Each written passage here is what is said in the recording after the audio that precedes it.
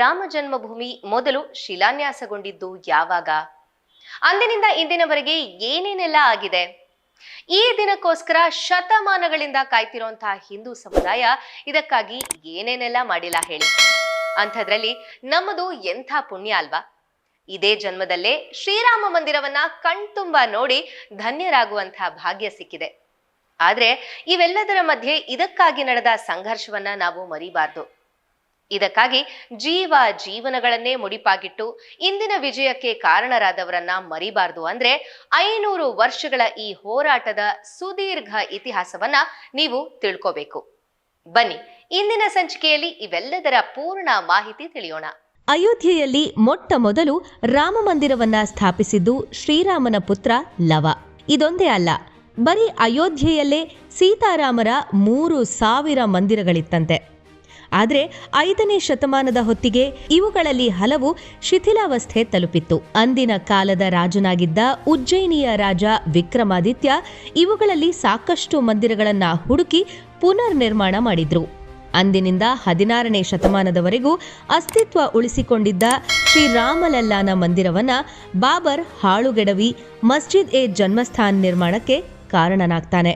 ಅಂದಿನಿಂದ ಸುಮಾರು 200 ವರ್ಷಗಳ ಕಾಲ ಯಾವುದೇ ಮಾರ್ಪಾಟು ಇಲ್ಲದೆ ಗಟ್ಟಿಯಾಗಿ ನಿಂತಿತ್ತು ಬಾಬ್ರಿ ಮಸೀದಿ. ಏನೇ ಆದರೂ ಹಿಂದೂಗಳಿಗೆ ಈ ಸ್ಥಳದ ಮಹತ್ವ ಏನು, ಎಷ್ಟು ಪವಿತ್ರವಾದದ್ದು ಅನ್ನೋದು ಎಲ್ಲರಿಗೂ ತಿಳಿದ ವಿಷಯವೇ. ಈ ಬಗ್ಗೆ ಗಂಭೀರವಾಗಿ ಆಲೋಚಿಸಿದ ಅಂದಿನ ಜೈಪುರದ ರಾಜ ಜೈಸಿಂಗ್ ದ್ವಿತೀಯ ಆ ಭೂಮಿಯನ್ನ ಹಿಂದೂಗಳಿಗೆ ಕೊಡಿಸುವ ಬಗ್ಗೆ ಆಲೋಚಿಸ್ತಾರೆ. ಮೊಘಲರೊಂದಿಗೆ ಅವರ ಸಂಬಂಧ ಉತ್ತಮವಾಗಿದ್ದರೂ ಯಾವ ಪ್ರಯೋಜನವೂ ಆಗದೇ ಇದ್ರೂ 1717ರಲ್ಲಿ ಮಸೀದಿ ಬಳಿಯಲ್ಲೇ ರಾಮ ಚಬೂತರಾದ ನಿರ್ಮಾಣ ಮಾಡಿಸ್ತಾರೆ. ಇದರ ನಂತರ ಮುಸಲ್ಮಾನರು ಮಸೀದಿಯೊಳಗೆ ಪ್ರಾರ್ಥನೆ ಸಲ್ಲಿಸಿದ್ರೆ ಹಿಂದೂಗಳು ಮಸೀದಿಯ ಹೊರಗಿನ ಚಬೂತರಾದಲ್ಲಿ ಪೂಜೆ ಸಲ್ಲಿಸಲು ಶುರು ಮಾಡ್ತಾರೆ. ಅಂದಿನಿಂದ ಈ ಜಾಗದಲ್ಲಿ ಮಸೀದಿಗೂ ಮುಂಚೆಯೇ ದೇವಾಲಯವಿದ್ದ ಬಗ್ಗೆ ಮಾತುಗಳು ಹರಿದಾಡುತ್ತಿದ್ರೂ ಪುಷ್ಟಿ ನೀಡಲು ಯಾವುದೇ ಪುರಾವೆಗಳು ದೊರೆತಿರಲಿಲ್ಲ.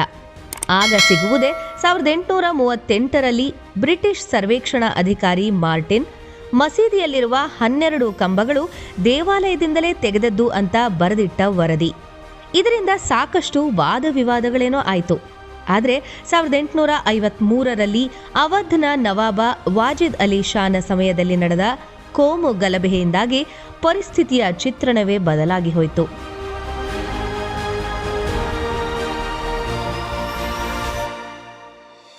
1855ರ ನಂತರ ಮುಸಲ್ಮಾನರು ಮಸೀದಿಯೊಳಗೆ ಪ್ರವೇಶ ಪಡೆದರೂ ಹಿಂದೂಗಳಿಗೆ ನಿರ್ಬಂಧ ಹೇರಲಾಯಿತು. ಹಾಗಾಗಿ ಅಲ್ಲಿಂದ ಸ್ವಲ್ಪ ದೂರದಲ್ಲೇ ನಿರ್ಮಿಸಲಾಗಿದ್ದ ರಾಮ ಚಬೂತರಾದಲ್ಲಿ ಹಿಂದೂಗಳು ಪೂಜೆ ಸಲ್ಲಿಸುತ್ತಿದ್ರು. ದೇಶಕ್ಕೆ ಸ್ವಾತಂತ್ರ್ಯ ಸಿಕ್ಕ ಮೇಲಂತೂ ನಮ್ಮ ಹೋರಾಟಕ್ಕೆ ಬಲ ಬರಲಿದೆ ಅಂತ ಕಾಯ್ತಿದ್ದ ಹಿಂದೂಗಳಿಗೆ ಭ್ರಮ ನಿರಸನವಾಗಿದ್ದು ಯಾವ ಮುಖಂಡನೂ ಈ ಬಗ್ಗೆ ಚಕಾರವೆತ್ತದೇ ಇದ್ದಾಗ. ಅದರಲ್ಲೂ ರಾಮ ಜನ್ಮಭೂಮಿಯನ್ನ ರಾಜಕೀಯ ಲಾಭಕ್ಕೆ ಬಳಸಿಕೊಳ್ಳುವಂಥ ಹೀನಾಯ ಕೆಲಸವನ್ನು ಕಾಂಗ್ರೆಸ್ ಸರ್ಕಾರ ಮಾಡಿದಾಗ ಹಿಂದೂಗಳಿಗೆ ಗಾಯದ ಮೇಲೆ ಬರೆ ಎಳೆದಂತಾಗಿತ್ತು. 80ರ ದಶಕದಲ್ಲಿ ಚುನಾವಣೆಯ ಸನ್ನಾಹದಲ್ಲಿದ್ದ ಕಾಂಗ್ರೆಸ್ ಪಕ್ಷಕ್ಕೆ ಶಹಬಾನೋ ವಿಚ್ಛೇದನ ಪ್ರಕರಣ ಭಾರೀ ಹಿನ್ನಡೆ ಉಂಟುಮಾಡಿತ್ತು. ಇದರಿಂದ ಮುಸ್ಲಿಮರ ಮತಗಳನ್ನ ಕಳೆದುಕೊಳ್ಳಲಿದ್ದೇವೆ ಅಂತ ಗೊತ್ತಾದ ಕೂಡಲೇ ಅಂದಿನ ಪ್ರಧಾನಿ ರಾಜೀವ್ ಗಾಂಧಿ ಹಿಂದೂಗಳ ಮತವಾದರೂ ಸಿಗ್ಲಿ ಅಂತ ಬಾಬ್ರಿ ಮಸೀದಿಯ ಬೀಗ ತೆಗೆಸಿಬಿಟ್ರು. ಜೊತೆಗೆ ಮಸೀದಿಗೆ ಯಾವುದೇ ಹಾನಿ ಮಾಡದೆ ದೇವಾಲಯ ಕಟ್ಟೋಕೆ ಯಾವ ಅಡ್ಡಿಯೂ ಇಲ್ಲ ಅಂತ ರಾಮ ಜನ್ಮಭೂಮಿಯಲ್ಲಿ ಶಿಲಾನ್ಯಾಸ ಮಾಡಲು ವಿಶ್ವ ಹಿಂದೂ ಪರಿಷತ್ಗೆ ಅನುಮತಿ ಕೊಟ್ಟುಬಿಟ್ರು ರಾಜೀವ್ ಗಾಂಧಿ. ಇದು ಹಿಂದೂಗಳನ್ನ ಓಲೈಸುವ ರಾಜಕೀಯ ತಂತ್ರ ಎಂದರಿತ ವಿಶ್ವ ಹಿಂದೂ ಪರಿಷತ್ ಸುಮ್ಮನೆ ಕೂರಲಿಲ್ಲ. ಶಿಲಾನ್ಯಾಸಕ್ಕೆ ಸೂಚಿಸಿದ ಜಾಗ ವಿವಾದಿತ ಸ್ಥಳದ ಪರಿಧಿಯ ಹೊರಗಿರುವ ಸತ್ಯವನ್ನ ಬಯಲು ಮಾಡಿತು.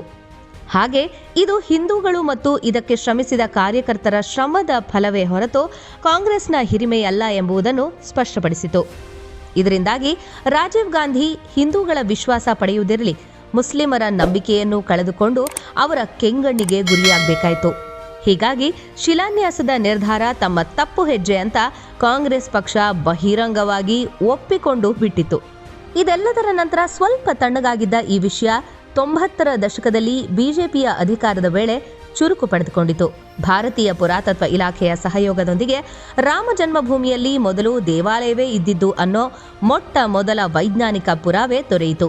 ಇದರ ಆಧಾರದ ಮೇಲೆಯೇ ನಂತರದ ವಿಚಾರಣೆಗಳು, ಕಲಾಪಗಳು ನಡೆದು ಇಂದಿನ ಹಂತ ತಲುಪಿದ್ದೇವೆ. ಶ್ರೀರಾಮ ಮಂದಿರವನ್ನ ಕಣ್ತುಂಬಿಕೊಳ್ಳೋ ಭಾಗ್ಯ ಪಡೆದಿದ್ದೇವೆ.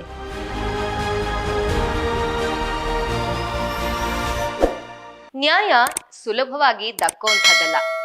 ಅದರ ಹೋರಾಟ ಒಂದೆರಡು ವರ್ಷಗಳದ್ದೂ ಅಲ್ಲ.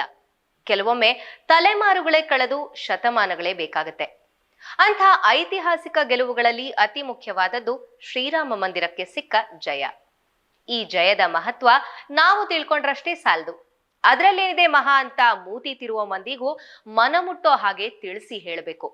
ಆಗಲೇ ಶ್ರೀರಾಮ ಮಂದಿರಕ್ಕಾಗಿ ಮೊದಲ ಅರ್ಜಿ ಸಲ್ಲಿಸಿದ ಮಹಂತ್ ರಘುಬೀರ್ ದಾಸರಿಂದ ಹಿಡಿದು ಗೋಧ್ರಾದಲ್ಲಿ ಜೀವಂತ ಕರಕಲಾದ ಕರಸೇವಕರು, ಹಾಗೆ ಪ್ರಾಣ ತೆತ್ತ ಲಕ್ಷಾಂತರ ಮಂದಿಯ ತ್ಯಾಗ ಬಲಿದಾನಗಳಿಗೊಂದು ಅರ್ಥ ಸಿಕ್ಕೋದು.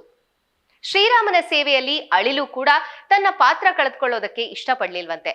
ಅಂಥದ್ರಲ್ಲಿ ನಾವು ಮಾನವರಾಗಿ ಶ್ರೀರಾಮನಿಗಾಗಿ ನಮ್ಮ ಪೂರ್ವಜರು ಪಟ್ಟಂಥ ನೋವು, ಹಿಂಸೆಗಳನ್ನ ತಿಳಿದುಕೊಂಡ್ರೆ ತಂತಾನೆ ಅದರ ಬಗ್ಗೆ ಗೌರವಾದರಗಳು ಹುಟ್ಟೇ ಹುಟ್ಟುತ್ತೆ. ಹಾಗೆ ನಮ್ಮ ಇತಿಹಾಸ, ಸಂಸ್ಕೃತಿಗಳು ಎಷ್ಟು ಶ್ರೀಮಂತ ಅಂತ ಹೆಮ್ಮೆಯೂ ಆಗತ್ತೆ ಅಲ್ವೇ?